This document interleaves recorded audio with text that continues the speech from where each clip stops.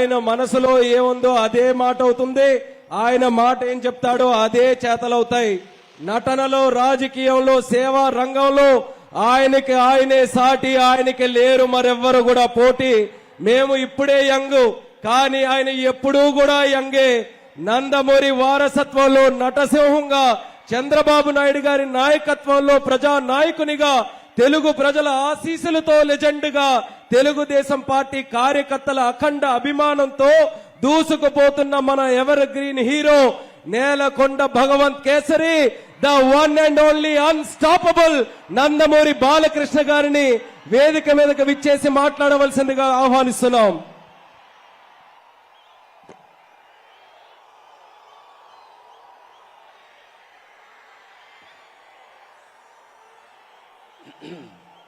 అందరికీ నమస్కారం. ముందుగా వేదిక మీద ఉన్న తెలుగుదేశం పార్టీ జాతీయ అధ్యక్షులు శ్రీ నారా చంద్రబాబు నాయుడు గారికి, అలాగే జనసేన పార్టీ అధ్యక్షులు సోదరుడు పవన్ కళ్యాణ్ గారికి, తెలుగుదేశం పార్టీ రాష్ట్ర అధ్యక్షులు అచ్చెన్నాయుడు గారికి, తెలుగుదేశం పార్టీ జాతీయ కార్యదర్శి నారా లోకేష్ బాబుకి, అలాగే Janasena political advisory committee chairman Nadendla Manohar గారికి, ఇక్కడికి విచ్చేసిన అశేష ప్రజానికానికి, తెలుగుదేశం పార్టీ కార్యకర్తలకు, జనసేన కార్యకర్తలకు, అభిమానులకు, అలాగే వేదిక మీద ఉన్న నా సహచర పాలిట్ బ్యూరో సభ్యులకు, శాసనసభ్యులకు, శాసన మండలి సభ్యులకు అందరికీ ఈ యొక్క నేటి ప్రజాశక్తి మహా నాయకుల కలయికకు, అలాగే లోకేష్ బాబు ఏదైతే ఈ యొక్క ప్రజాగళం యువగళంగా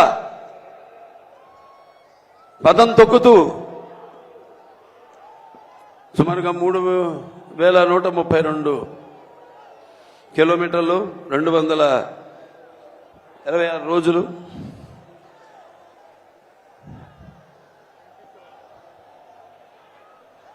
తన పాదయాత్రను కొనసాగిస్తూ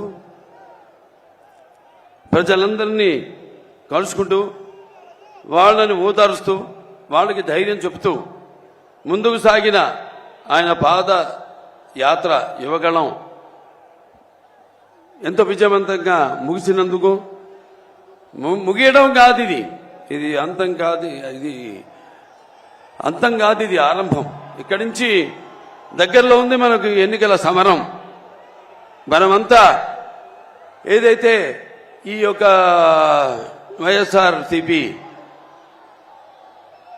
ఏదైతే పార్టీ అధికారంలో ఉందో వాళ్ళు చేస్తున్న దుశ్చర్యలకు, వాళ్ళు చేస్తున్న అక్రమాలకు, దౌర్జన్యాలకు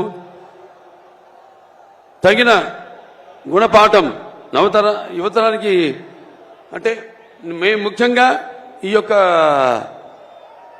యువ గళమన్నది, ఈ పాదయాత్ర అనేది యువతరానికి ప్రతినిధులు, నవతరానికి నాయకులు, భారతదేశపు మహాశక్తి అయిన యువతను ఉద్దేశించి ముఖ్యంగా చరిత్ర తెలుసుకోవాలి. ఆ చరిత్రలో నుంచి మనం ఎన్నో కఠిన సమస్యలను ఎంత ఎదుర్కొన్నాం, ఇంతకుముందు వాటినైనా పరిష్కరించుకున్నాం. కేవలం ఒక పార్టీ కాదు, కేవలం లేకపోతే తెలుగుదేశం పార్టీ వ్యవస్థాపకులు నందమూరి తారక రామారావు గారే కాదు, ఆయన పిలుపుకి స్పందించి ఎంతో మంది జనమంతా కూడా కులాలకు, మతాలకు, వర్గాలకు అన్నిటికీ దూరంగా ఒక్కటై ఎలా ఆనాడు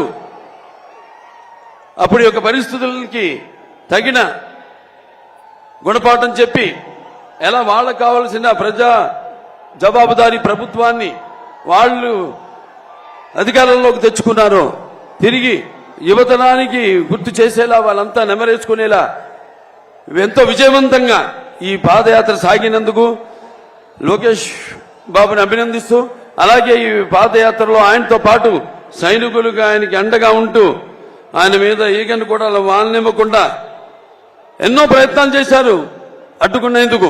పాదయాత్రను చూసాం మనం, మైకు లాక్కున్నారు, చివరకు కుర్చీ మీద నిలబడి మాట్లాడుతుంటే కుర్చీ కూడా లాగేసుకున్నారు. అటువంటి దుశ్చర్యలకు పాల్పడితే వాళ్ళంతా కూడా మరి ఆయనకి సైనికుల్లాగా ఉండి ఈ 26 రోజులు ఆయనకు అండగా ఉన్నారు. వాళ్ళందరికీ సుశిక్తులైన సైనికులందరూ కూడా నా అభినందనలు తెలియజేసుకుంటూ, మరి నేను ఇక్కడ అంటే సమాజం మీద దేవాలయం ప్రజలే దేవుళ్ళు, అందులో నేను ఒక అర్చకుణ్ణి అని నినాదంతో ఆనాడు నందమూరి తారక రామారావు గారు తెలుగుదేశం పార్టీని స్థాపించడం జరిగింది. అంటే నటులు కేవలం సినిమాలకి పరిమితం కాదు, నటులు కేవలం రంగు వేసుకుని ప్రజలకి దూరంగా ఎక్కడో షూటింగ్లు చేసుకుంటూ కాదు. నేను వాళ్ళ సోదరుడు పవన్ కళ్యాణ్ని సినిమాల కంటే ఎక్కువ ఈ రోడ్ల మీద చూస్తున్నాను, సభల్లో చూస్తున్నాను. అంటే నేను చెప్పొచ్చేది ఏంటంటే సినిమాలే కాదు, మన ప్రతి ఆ సినిమాల ఫలితంగా మనకు వచ్చే ఆదరణ, అభిమానాన్ని నాన్నగారు ఎప్పుడు అంటుండేవారు, ఏ రుణం మనం పెట్టుకోకూడదని. అది రుణశేషం కావచ్చు, రుణశేషం కావచ్చు, అగ్నిశేషం కావచ్చు, శత్రుశేషం కావచ్చు. అలాగే నీళ్ల శేషం కూడా ఆయన ఉంచుకోలేదు. చివరికి ఏ మద్రాసు నుంచి అయితే ఆయన వచ్చారో తిరిగి ఆ మద్రాసుకు తాగునీటిని కూడా తిరిగి ఇచ్చారు ఆయన. అటువంటి మరి ఈనాడు మీ రుణం తీర్చుకోవాల్సిన బాధ్యత కేవలం నటులుగానే కాదు, మేమిద్దరం ఈ సమాజంలో పౌరులుగా అది మా బాధ్యత అని తెలియజేయడానికి మరి ఆనాడు సోదరుడు పవన్ కళ్యాణ్ గారు పార్టీని స్థాపించారు. జనసేన పార్టీని ఎన్నో ఏళ్ల క్రితం 2014లో 2014 అప్పటి నుంచి కూడా ఆయన పోరాటం కొనసాగిస్తూనే ఉన్నారు. ఇక్కడ ఫ్లోరైడ్ విషయంలో అయితేనేమి, ఇలా ఇప్పుడు ఇక్కడ రణస్థలంలో జరిగినప్పుడు కూడా అప్పుడు యువకులంతా కూడా స్పందించి ఆయన రాకను స్వాగతిస్తూ, మరి ఎక్కడికి మేము ఎందుకు వలస పోవాలి, మేము పుట్టిన గడ్డ ఇది, తెలుగు జాతి మనది, నిండుగా వెలుగు జాతి మనది. ఎక్కడైతే మనం వాళ్ళంతా ఆనాడు చంద్రబాబు నాయుడు గారి యొక్క దూరదృష్టితో అటు ఐటీ రంగం అయితే, సైబరాబాద్ సిటీ అయితేనేమి, లేకపోతే ఈ యొక్క ఎన్నో అభివృద్ధి పథకాలను తీసుకురావడం ముందుకి, అలాగే ఈ యొక్క మహిళలకు ఈ యొక్క డ్వాక్రా మొట్టమొదటిసారిగా దేశంలోనే ఈ పొదుపు స్కీమ్ తీసుకురావడం అయితేనేంటి, ఇటువంటి ఎన్నో కార్యక్రమాలు చేపట్టడం వల్ల ఆనాడు అందరికీ ఉపాధి కలగడం జరిగింది. మహిళా సాధికారత, వాళ్ళ కాళ్ళ మీద వాళ్ళు నిలబడి వంటిటి కుందేళ్లు కాకుండా వాళ్ళు కూడా సంపాదించి మరి వాళ్ళు కూడా మగవాళ్ళకి సమానంగా ధీటుగా బ్రతకగలిగే ఒక మంచి అవకాశాన్ని కలిగించారు. మరి ఆనాడు రామారావు గారు ఆయనకి చెప్పుకుంటూ పోతే ఆయన ప్రవేశపెట్టిన పథకాలు ఎంతో సుసాధ్యమైనవి, అలాగే సామాన్యులు ఎంతో అనుకూలమైనవి కూడా. మరి ఆయన అప్పుడు ఆనాడు ప్రవేశపెట్టిన పథకాలు మరి ఆయన అమలు చేస్తూ, అలాగే అందరూ కూడా వాటిని అనుకరించేలా చేశారు ఆనాడు. అందుకే ఆయన పేదవాడి ఆకలికి అన్నగా, లేకపోతే జనం భవితకు ఒక తండ్రిగా, ఆయనకు అండగా ఉన్న మహిళలకు ఆర్థిక సహాయం చేసిన, స్వాతంత్రం కల్పించిన ఒక అన్నగా ఆయన శాశ్వతంగా మన గుండెల్లో నిలిచిపోయాడు రామారావు గారు. మరి అదే ఆయన బిడ్డ తెలుగుదేశం పార్టీని ఆయన కొరత, ఆయన అడుగు జాడల్లో అదే క్రమశిక్షణతో పార్టీని ముందుకు తీసుకెళ్లారు నారా చంద్రబాబు నాయుడు గారు. మరి ప్రపంచ దేశాలకి ఒక విజన్ కి ఆదర్శం నందమూరి నారా చంద్రబాబు నాయుడు గారు. ఇవాళ చూస్తున్నాం మనం రాష్ట్ర పరిస్థితి ఎంతో, అంటే ఈ ఒకటేమో ఒక సమర్థత లేని ప్రభుత్వం, ఒక చెత్త ప్రభుత్వం, ఒక రాజధాని లేని రాష్ట్రం, ఒక బాధుడు. ఇదేం కర్మ? మరి వైసీపీ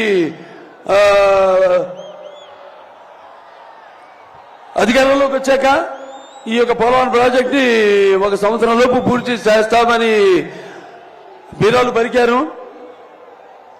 తర్వాత 4 సంవత్సరాలు అయ్యాక కూడా ఇప్పటి వరకు దాన్ని పూర్తి చేయలేని చెత్త ప్రభుత్వము, ఒక చేతగాని ప్రభుత్వం ఉండడం మన రాష్ట్రానికి పట్టిన కర్మ.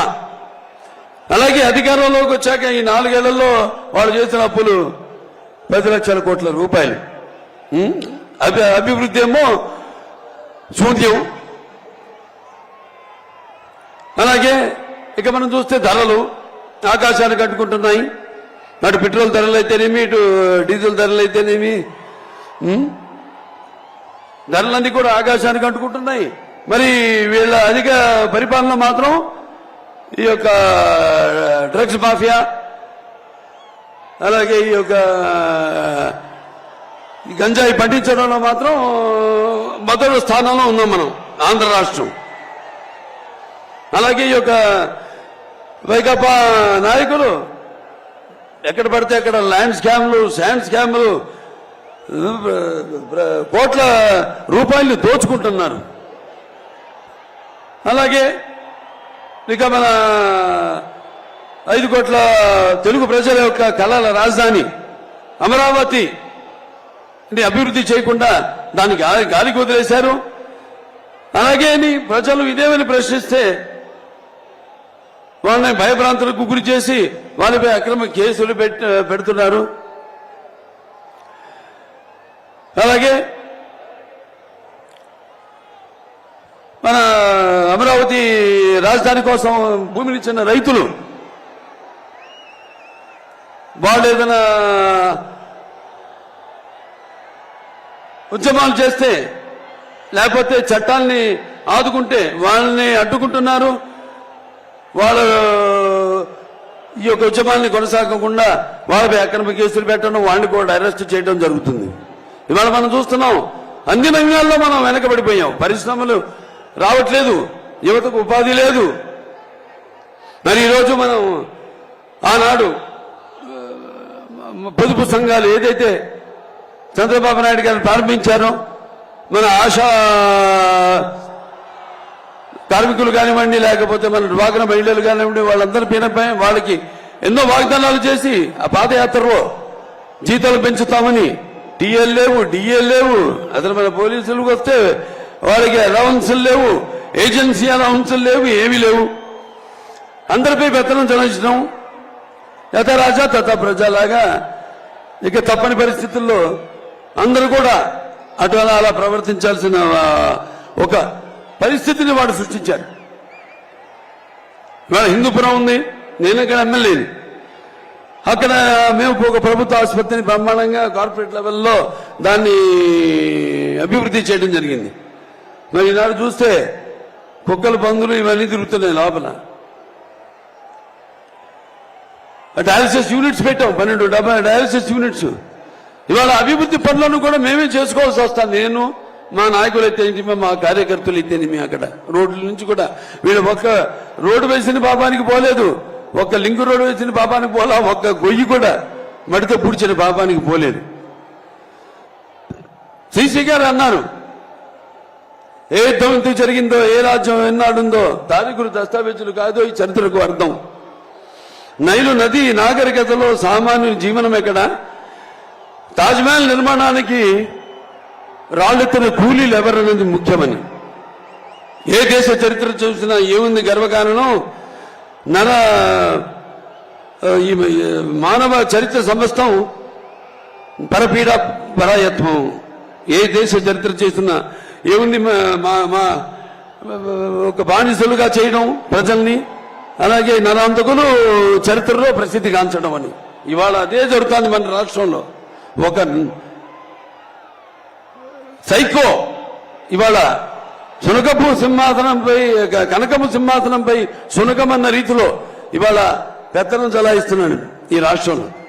ఓ పని చేద్దాం, లేదంటే ఇవాళ చంద్రబాబు నాయుడు గారు వేసిన బీజం హైదరాబాద్ లో ఐటీ అభివృద్ధి కానీ, సైబరాబాద్ కానీ, లేకపోతే ఈ గ్రీన్ఫీల్డ్ ఎయిర్పోర్ట్ కానివ్వండి, లేకపోతే ఫ్లైఓవర్లు కానివ్వండి, వీటిలన్నింటినీ మిగతా ప్రభుత్వాలు ఏమీ వాడి జోలికి వెళ్ళలేదు. అభివృద్ధి పదం, అభివృద్ధి అనేది జరుగుతూ ఉంటుంది. అది ఈ దేశంలో ఎక్కడైనా అభివృద్ధి జరుగుతుందంటే అది ఇక్కడ హైదరాబాద్. ఆ తర్వాత మన జగన్ని అక్కడికి ఒకసారి పంపిస్తే ఓ ముఖ్యమంత్రిని వాళ్ళు చేస్తే విధ్వంసం, కష్టం, నష్టం అనేది ఎలా ఉంటుందో ఒకసారి తెలుస్తుందని మీ అందరికీ తెలియజేసుకుంటున్నాను. అక్కడే రాకముందే సరిహద్దుల్లోనే కాల్చిపారదొబ్బుతారు అసలు రానికుండా. అంటే నేను అనేది ఏంటంటే అటువంటి ఒక ఉద్యమం రావాలి మీ అందరిలో.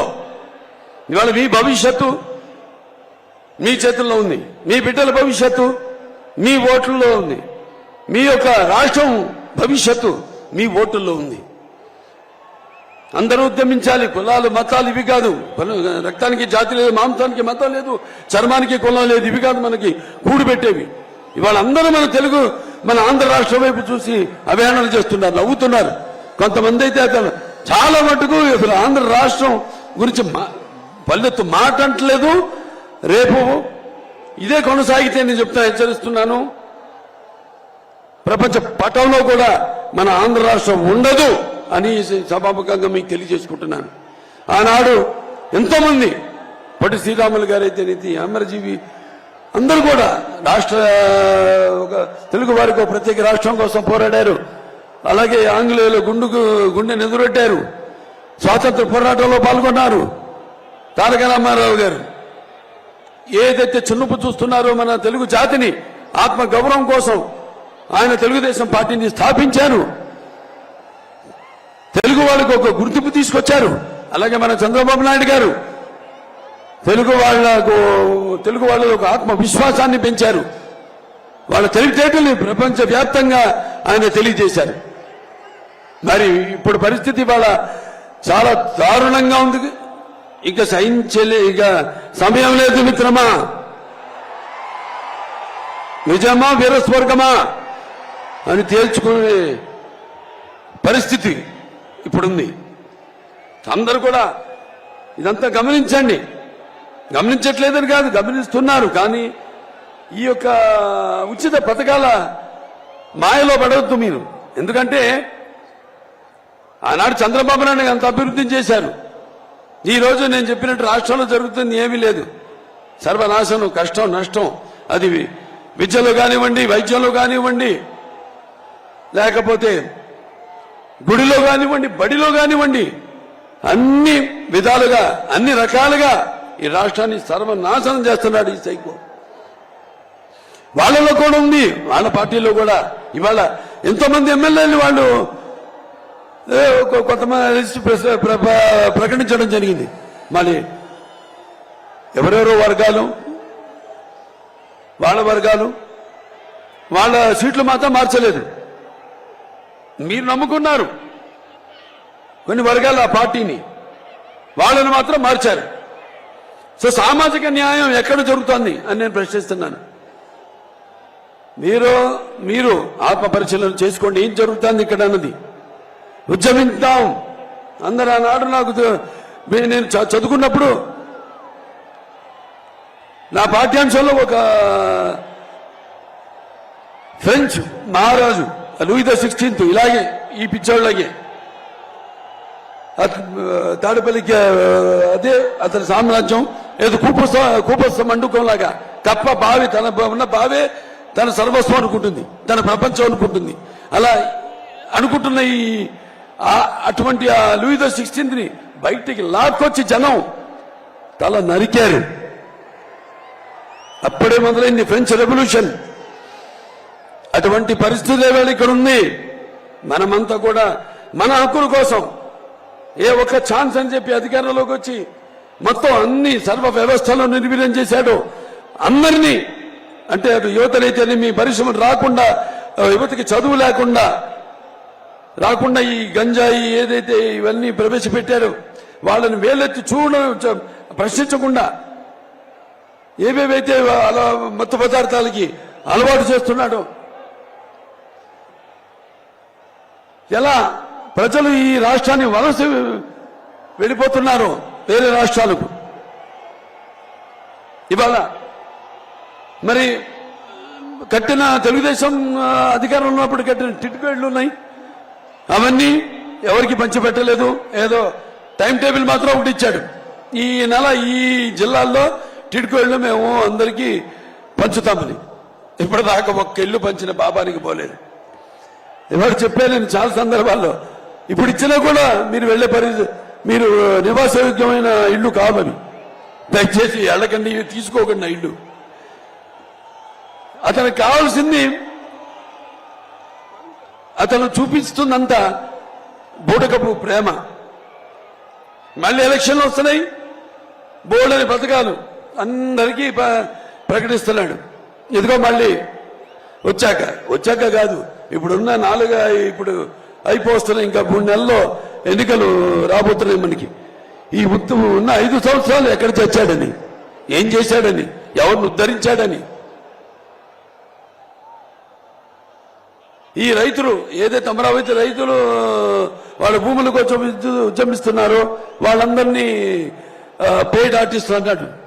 మరి మొన్న ఇక్కడ విశాఖపట్నంలోనే ఈ యొక్క కన్వెన్షన్ జరిగింది, ఈ యొక్క ఇండస్ట్రియల్ కన్వెన్షన్, పరిశ్రమల కన్వెన్షన్ జరిగినప్పుడు మేము అడిగాం, అసెంబ్లీ సాక్షిగా అడిగాం, ఏమయ్యా ఎంతమందితో ఎంఓయూ అయింది, ఎంతమందితో అగ్రిమెంట్ అయ్యారు మీరు, దానివల్ల మన రాష్ట్రానికి ఎంత రాబోతుందని అడిగితే దానికి జవాబు లేదు. అది ముందు ప్రవేశపెట్టలేదు మా సభ్యుల ముందు. సో ఇలా గమనించండి అందరూ. మరొకసారి ఈ యొక్క ఉచిత పథకాల మాయలో పడి మీ యొక్క తెలివిని, మీ జ్ఞానాన్ని, మీ విజ్ఞానాన్ని మీరు పాడు చేసుకోకండి. ఇక మనం భయపడాల్సిన పని లేదు. నేను చెప్పాను, అందరం మనం ఉద్యమిద్దాం. ఇవాళ జనసేన పార్టీ అలాగే తెలుగుదేశం పార్టీ కలిసి ఉమ్మడిగా ఈ యొక్క మహాప్రజాశక్తుల ఈ యొక్క కలయిక. ఇవాళ బ్రదర్ని నేను అభినందిస్తున్నాను. ఆయనకి నాకు చాలా స్వరూపాలు ఉన్నాయి. ఆయన ముక్కుసూటి మనిషి, నేను ముక్కుసూటి మనిషి. ఏమున్నా కూడా కుండ బద్దల్లో కొట్టేటట్టు మాట్లాడే స్వభావం మాది. ఎంతకైనా తెగిస్తాం. ఇక ముందు మేము తప్పకుండా ఏదైతే లోకేష్ బాబు చేపట్టిన ఈ యొక్క యువగణం పాదయాత్ర స్ఫూర్తి ఏదైతే యువత పొందారో, వాళ్ళకు ఒక నమ్మకం కలిగిందో, ఈ అన్ని సంగమాలన్నీ కూడా కలిసి సంగమించి రేపు రాబోతున్న ఎన్నికల్లో తిరిగి మనకు పునర్వైభవం మనం తీసుకురావాలని, మన జాతికి అయితేనేమి, అలాగే మన భవితకు అయితేనేమి, మన పిల్లల భవితకు అయితేనేమి, మన రాష్ట్ర భవితకు అయితేనేమి, మనందరం కలిసి ఉద్యమిద్దాం, విజృంభిద్దాం. ఎవరు అడ్డు వస్తే ఎటువంటి సమాధానం చెప్పాలో చెప్తామని ఈ సభాముఖంగా తెలియజేసుకుంటూ మీ అందరి నుంచి సెలవు తీసుకుంటున్నాను.